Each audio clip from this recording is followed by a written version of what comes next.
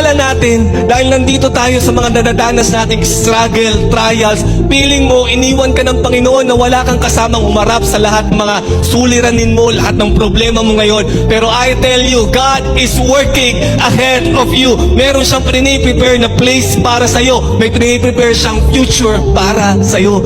Kaya huwag kang mawalan ng pag-asa na parang ngayon, feeling mo hindi ka sinasamahan ng Panginoon. Hindi. Andun siya sa future mo na kung saan dadalhin ka niya. Never God will leave you.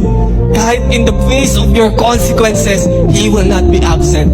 He is working ahead of you. Kaya ngayon, huwag mong sukuan kung ano man ang nararanasan mo ngayon.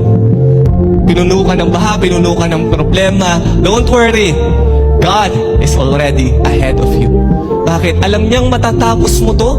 Alam niya during this time that you are struggling, during this time that you feel like is absent, alam niya matatapos mo yan, malalagpasan mo yan, kasi papunta ka doon. Merong future na naghahantay sa'yo.